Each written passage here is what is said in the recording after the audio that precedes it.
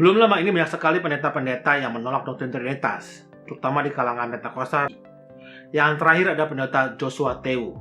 Dia mengatakan bahwa kalau baca Alkitab, kita masih menolak doktrin Trinitas. Ya, kalau saya mau berkata juga, kalau Anda baca Alkitab, tidak ada tulisan Alkitab. Ya, jok saja. Tapi kemudian bagaimana bisa pendeta-pendeta ini melakukan blunder dalam mengatakan bahwa kalau baca Alkitab, maka tidak ada doktrin Trinitas? Setidaknya ada dua alasan yang saya bisa pikirkan kenapa mereka bisa melakukan blunder seperti ini. Yang pertama adalah mereka membaca Alkitab dengan kacamata yang salah. Maksudnya dengan kacamata yang salah adalah dengan pemahaman atau teologi dasar Kristen. Mereka tidak menggunakan teologi Kristen waktu membaca Alkitab, tapi mereka menggunakan teologi Yahudi, kacamata Yahudi waktu mereka membaca Alkitab. Sehingga terjadi blunder seperti ini. Sedangkan kita tidak bisa atau tidak boleh menggunakan kacamata Yahudi waktu kita membaca Alkitab Kristen.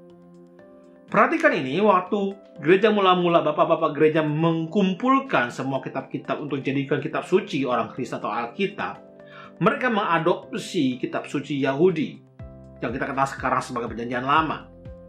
Dan apa yang terjadi di sana adalah mereka membaca dan menafsirkan ulang Perjanjian Lama ini dengan kacamata Yahudi, bukan dengan kacamata Kristen. Mereka menafsirkan ulang Perjanjian Lama atau kitab suci Yahudi ini dengan kacamata Kristen. Dan tentunya waktu mereka membaca itu, mereka melakukan yang disebut dengan penafsiran ulang. Ya, jadi dilakukan membaca dan ditafsirkan ulang dengan kacamata Kristen dan dianggap boleh atau menjadi bagian dari firman Tuhan atau Alkitab. Dan tentunya kalau kita perhatikan juga, kita bisa bandingkan di Kejadian 1 ayat 1 dengan Yohanes 1 ayat 1. Dan ini contoh bagaimana seorang Kristen melakukan penafsiran ulang atau pembacaan ulang terhadap kitab suci Yahudi. Yohanes dituliskan melakukan penafsiran ulang terhadap kisah penciptaan di Kejadian 1 ini.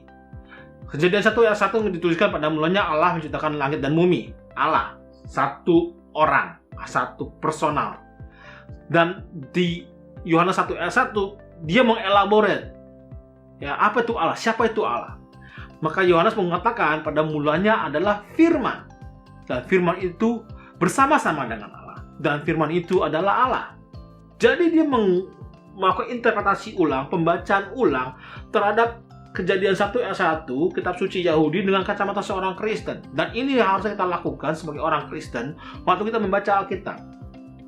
Dan tetapi di kalangan Pentakosta, banyak sekali dari kita atau pendeta-pendeta kita sering kali condong terutama terhadap teologi dan pemahaman Yahudi. Sehingga salah menggunakan kacamatanya waktu membaca Alkitab.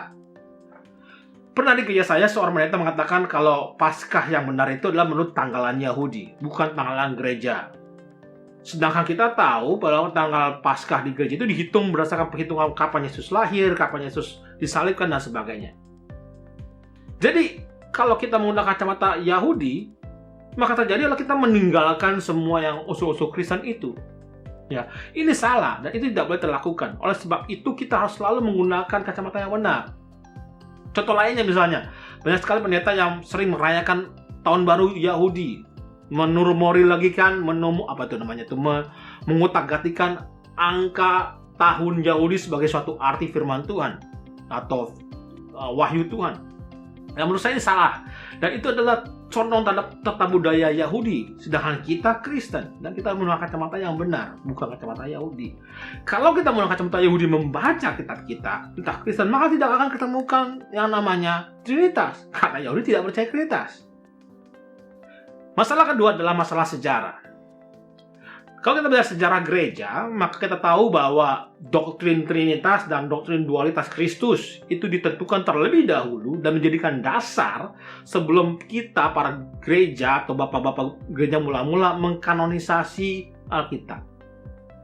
Dengan kata lain, waktu mereka mencari mana kitab yang khusus merupakan wahyu Allah, firman Allah yang bisa dimasukkan menjadi bagian kitab suci orang Kristen, mereka menggunakan dua dasar ini, dualitas Kristus dan Trinitas. Jadi tidak mungkin kemudian kita bisa bilang bahwa di Alkitab tidak ada Trinitas, sebab yang digunakan, filter yang digunakan oleh bapak-bapak gereja itu adalah dua doktrin tersebut. Kalau saya kasih analogi, ya misalnya ada seorang pria tulis surat kepada pacarnya, wajahmu seperti rembulan. Dibaca oleh anak-anak ABG 2000 tahun kemudian, tahun 4000 Masehi misalnya ya, kalau belum kiamat. Dan mereka membaca, apa sih maksudnya wajahmu seperti rembulan? Oh, berarti bukit rembulan itu bopel-bopel sedang menghina wanita ini, sedang mengatakan bahwa dia itu jelek. Sedangkan penulis mengatakan bahwa ini cara dia mengatakan bahwa itu adalah yang cantik seperti rembulan. Ungkapan kata seperti rembulan. Nah, bisakah seorang ABG di tahun 4000 mengatakan bahwa ini pasti artinya bahwa wajahmu seperti rembulan adalah wanita ini jelek? Tentu tidak bisa, sebab yang digunakan waktu 2000 tahun itu, seorang menulis surat ini mengatakan bahwa itu adalah tanda atau ungkapan cara mengatakan bahwa ini adalah suatu yang cantik. Dan sebagai seorang kita yang setelah 2000 tahun lalu, setelah penulisan kitab suci itu, kita pun harus menggunakan kacamata yang benar. Menggunakan kacamata yang seperti ABG tahun 4000 ini. Oleh sebab itu kita perlu belajar sejarah bahwa kalau Alkitab itu ditentukan dan dibaca dan dikumpulkan dengan dua dasar ini, maka tidak mungkin di dalam Alkitab itu ada doktrin yang menolak kedua bawah ini. Kalau terjadi seperti itu berarti yang baca salah, yang menginterpretasikan pembacaan Alkitab itu salah. Jadi kembali kepada dua masalah ini, saya rasa semua masalahnya adalah kita terlalu sering menggunakan kacamata Yahudi dan melupakan kita seorang Kristen. Kita tidak kuat dalam teologi Kristen, malah kita condong kepada budidaya tradisi Yahudi. Demikian episode kali ini, sampai jumpa di episode berikutnya. Tuhan Yesus memberkati.